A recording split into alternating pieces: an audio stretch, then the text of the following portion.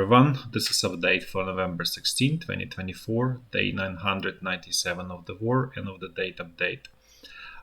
Also catch up for November 15 and 14. So I'm going to start with macroeconomic update, and then I'm going to switch to the situation on the battlefield in Ukraine. So we're gonna look a little bit at China, which is, as we all know, is super important economically and otherwise, politically, military, and so on. So there's new data from China that shows essentially the same situation that I was discussing probably months ago. So this is October data, shows continuing decline in real estate prices, which is obviously a problem.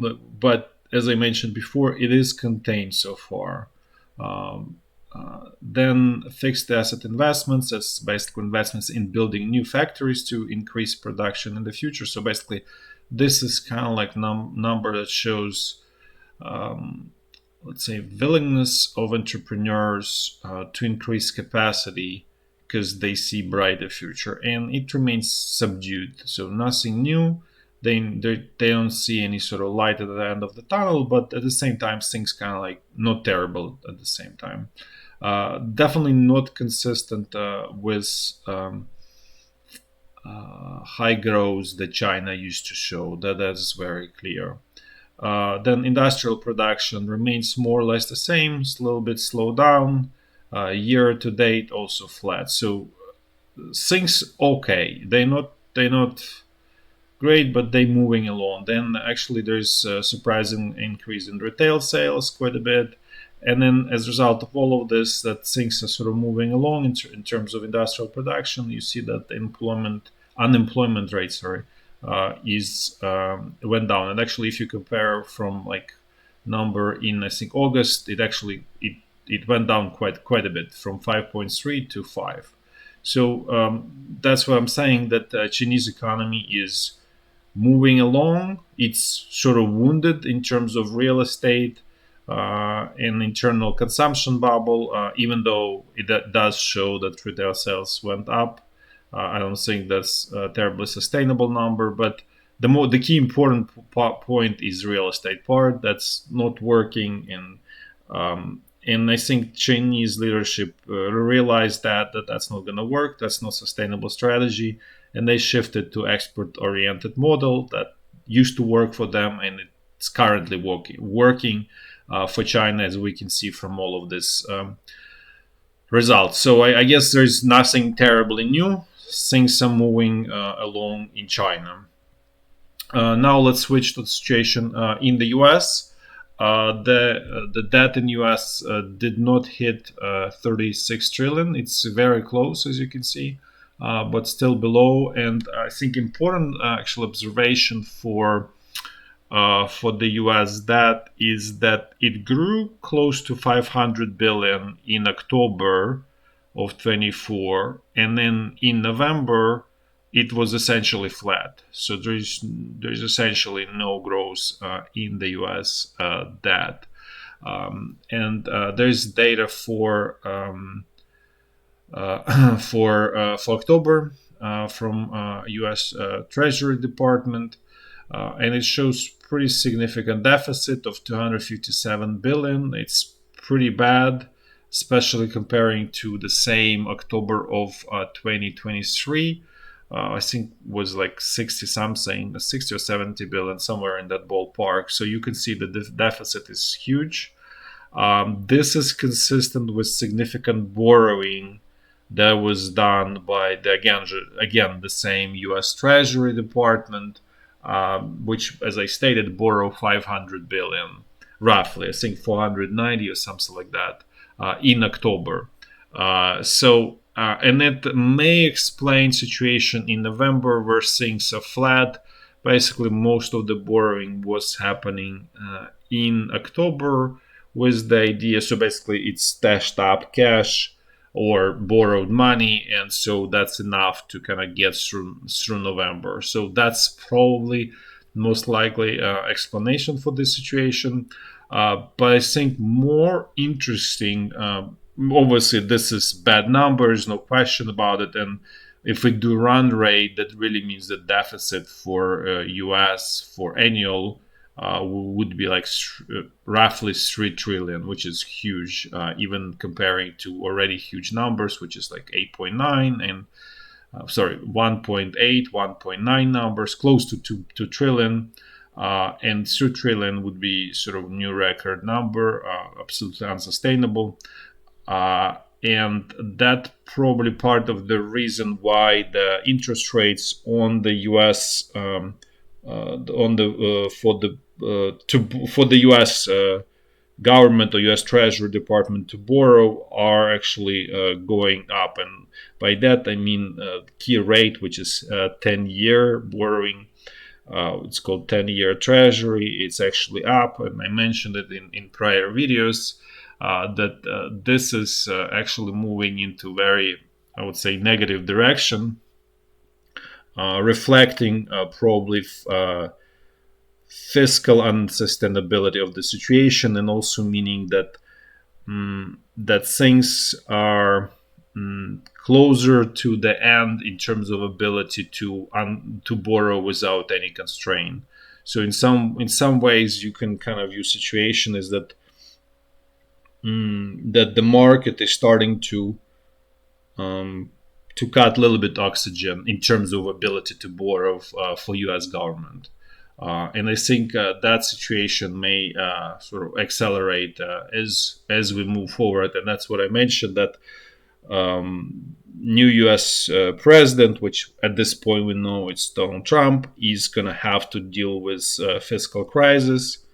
And in some ways, I think if we really look at his new team, I think he probably realizes that's what is sort of what he needs to deal with, and that's why he preparing this very sort of action oriented, very they call themselves revolutionary team. We'll see if that's actually true or not. But at least on words, that sounds like that. Let's put it this way. So in some ways, I think this new administration realizes that they're going to face crisis, and so they preparing, basically installing people in key positions to be able to deal with that crisis, or at least implement solution that this new administration is seeing as a solution to this crisis. We don't know yet fully what it is. There are some basic things such as, okay, we want to do tariffs, but that's really not the solution. The solution is really very, very straightforward, but extremely painful, is to cut expenses. And this Department of Government Efficiency that was sort of created, and I don't know if it's official or it's just sort of, I would say, off-balance sheet activity of two people. So we'll see what's their actual legal status of that effort. But the point is that if that department truly to work, they really need to cut a significant amount of expenses, which by itself, if that's going to be done, it probably will put US in recession, or could be even very mild depression, let's put it this way. And that's probably why one of the reasons why nobody wants to touch it, and sort of allows the snowball to continue rolling, because nobody wants to be blamed for a very severe recession or mild depression, as I stated. So we'll see what's gonna come out of that. The more interesting part that I want to mention about this new number, if we compare this to October of 2023, we can see that individual taxes, which was 220 billion in October of 23, is actually in October of 2024 much lower, 168 billion. So as you can see, 120 versus, let's say, 170, let's call it 170, it's 50 billion difference. It's huge difference in income taxes.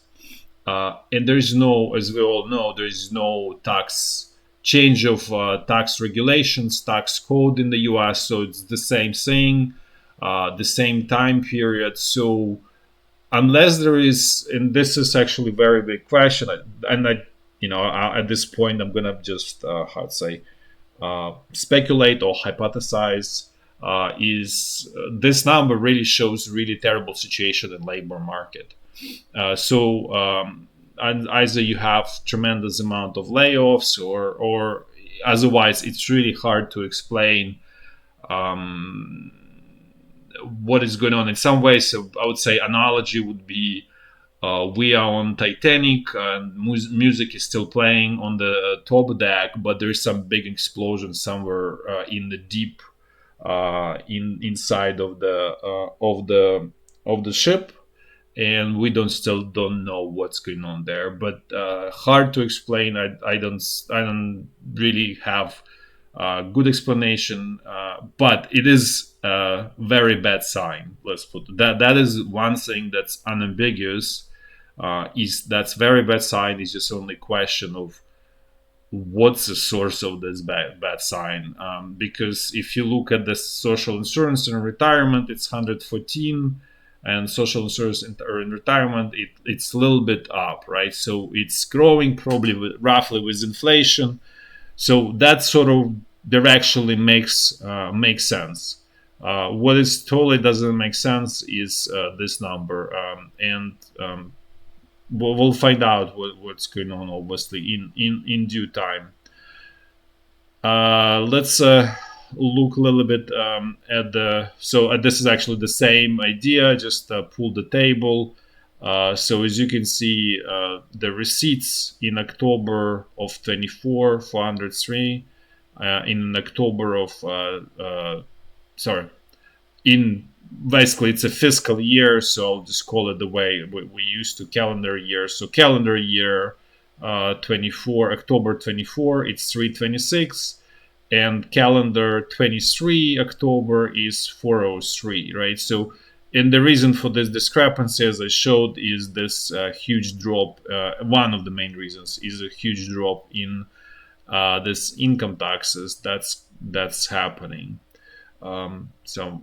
Now let's look a little bit situation at sort of other macroeconomic data for the US, and we're going to look at job market, which again tied to that what I just discussed, because this income taxes, obviously, people who work, they pay those income taxes, and so there's not really anything sort of new. Here is the same sort of situation, is that there is not big number of sort of new layoffs, and this is reflected in initial jobless claims, at least as of November 9, right? So there's delay, significant delay. But as you can see, seasonal adjusted numbers is 217, non-seasonal adjustment 229, or roughly 230, let's say. So it's still kind of pretty low number.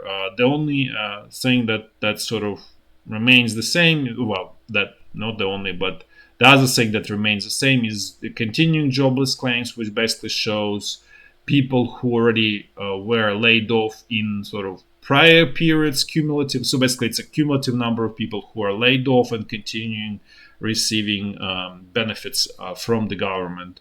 And as you can see, this number is somewhat elevated, which again supports this idea, what I was saying before, that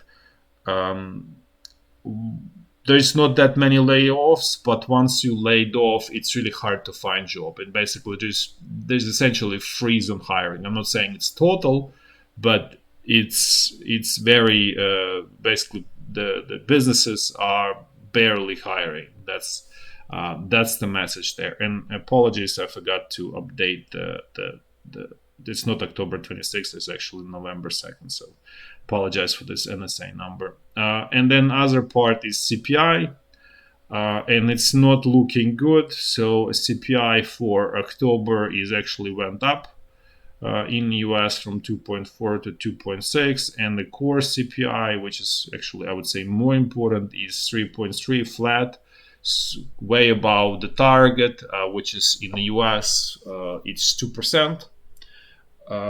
And so again, this goes back to the discussion I had that interest rates for U.S. government to borrow remain elevated, and they are unlikely to go down, just even because there is this problem with inflation. And the problem with inflation in the U.S. is at this point is, I would say, much worse than anywhere in the world. It's probably the highest anywhere in the Western world.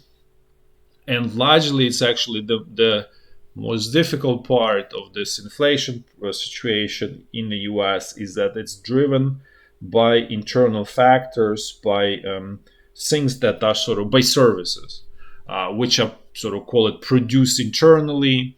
And so you cannot mitigate it by importing, let's say, cheap goods, produced goods from outside, because that's not what it is. The source, and that's really reflected in this core CPI largely, which is showing increase in housing prices, increase in sort of medical services, increase in some insurance prices, and so on. So it's all internal service or internal sort of product, which is housing, is really internally produced, and so that's really a problem. And I almost imagine that there are some people say that this is not even real numbers, that the real numbers are feeling much worse, and that's probably true. I'm not disputing that, but the point is that decision makers or in the U.S. central bank, they base their decisions not on the sort of real numbers, but base their decisions on these numbers that we are seeing.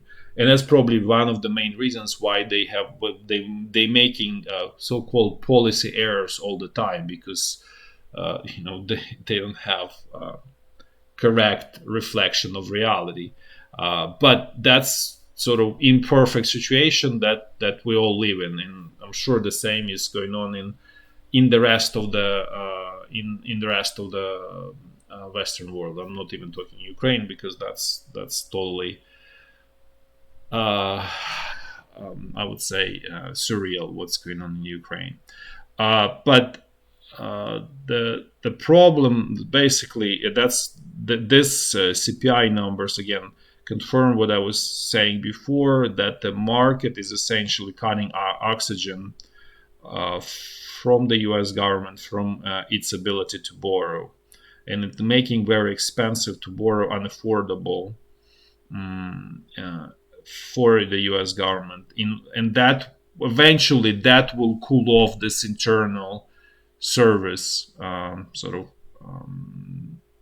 price inflation, and that's really the end goal of all of this. That essentially, eventually, if there is this desire to actually reduce inflation in the U.S.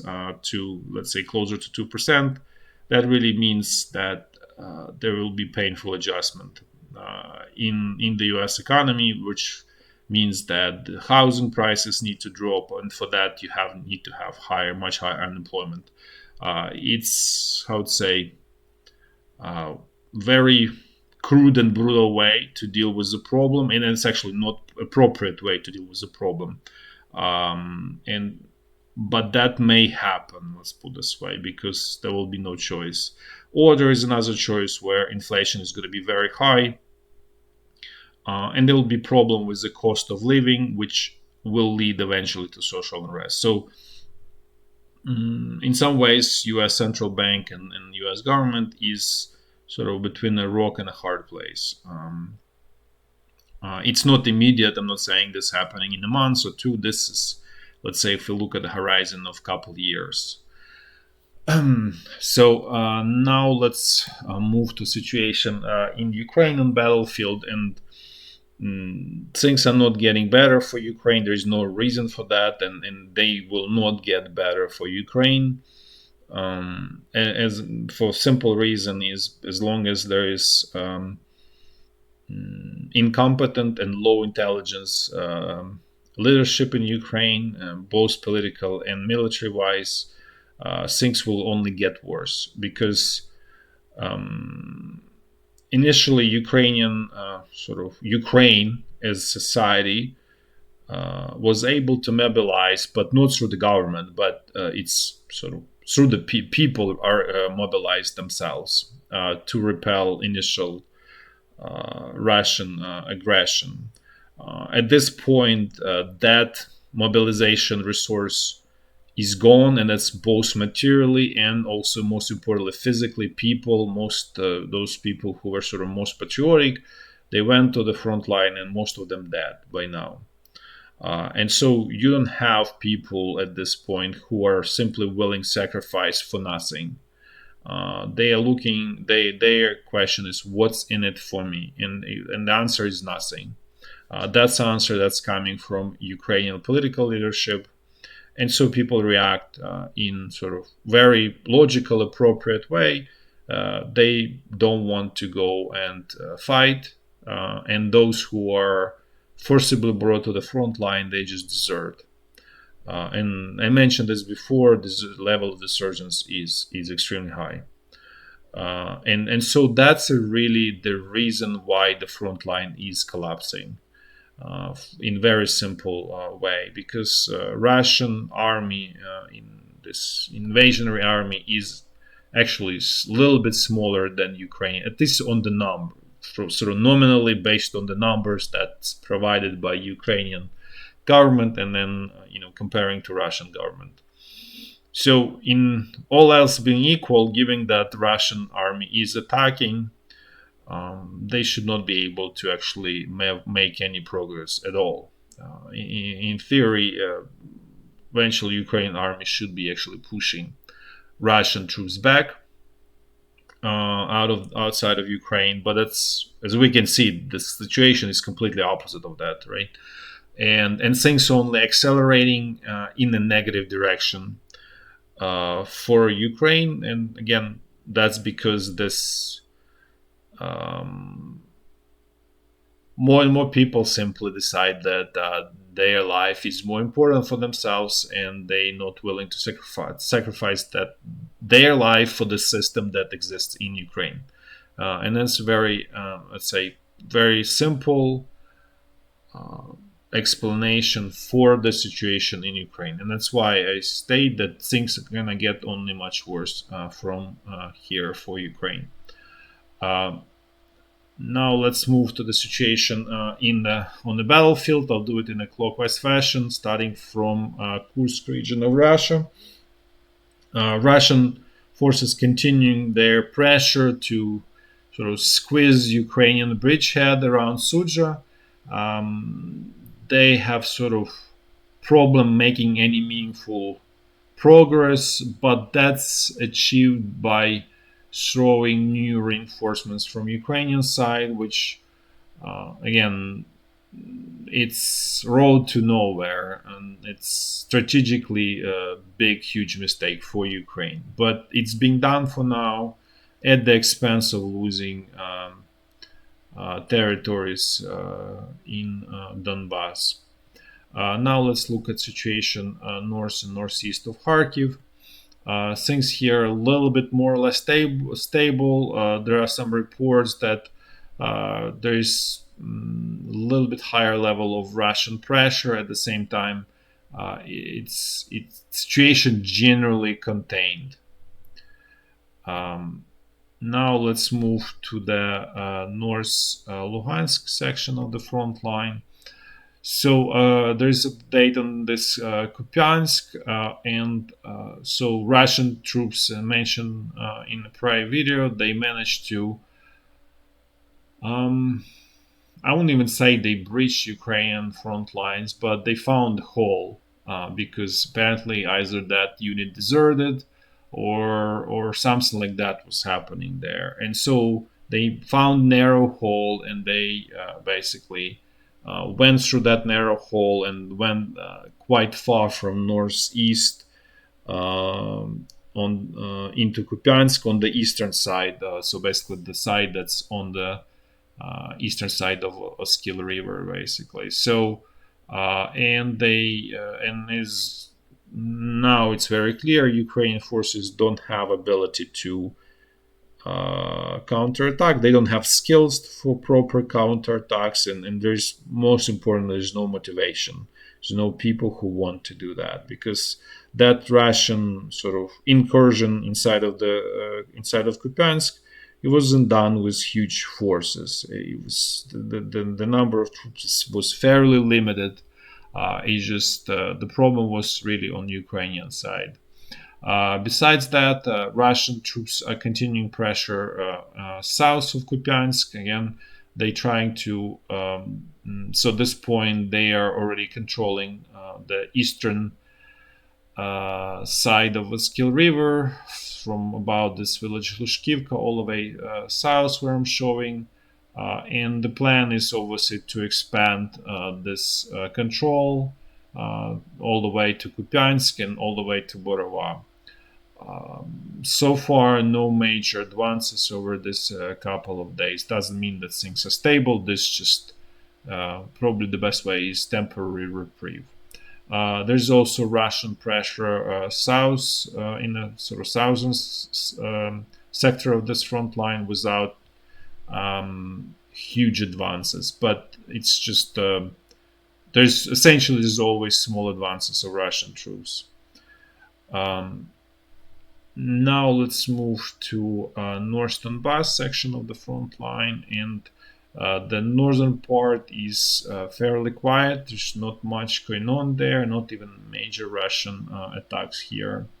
There's some pressure around Chasiv Yar. Russian troops continuing pressure, making small advances, but again, relatively speaking, situation contained, and that really means that there is no huge territorial losses. That's probably the best way to describe it.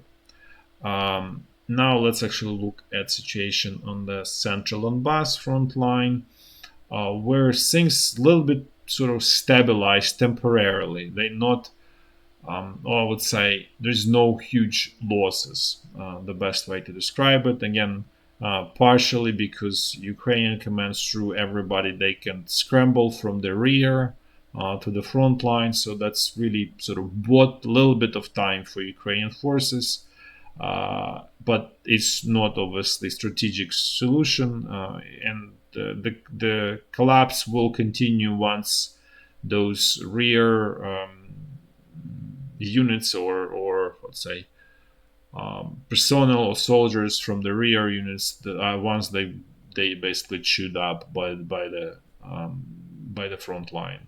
But at the same time, Russian troops do making some movements, and they moving sort of north towards northwest of Selidova along this road towards Pokrovsk. They made some advances, and then also advances basically a little bit southeast of Selidova. Also, they moving forward there as well. Now let's look at the situation on the Zaporizhzhia front line, and there's new sort of crisis area or problem area for Ukrainian defenses. This time it's west of Velyka Novosilka. So Russian troops managed to capture two villages here. I think one is Novodarivka. I think the other one is Rivnopilya. And the goal is very straightforward. It's sort of typical. They trying to create pincers for Velyka Novosilka. So essentially, they're hoping to move north here and make it eventually down the road impossible to hold to Velyka Novosilka, which is at this point important important point in Ukrainian defenses. With the loss of Vuhledar, this becomes sort of cornerstone of Ukrainian defenses in this area. Now let's finish with the situation along the Dnipro River, and things here are quiet, and most of the units on both sides are being pulled to other section of the front line. That's all for today. Thanks for watching. Till next time. Bye bye.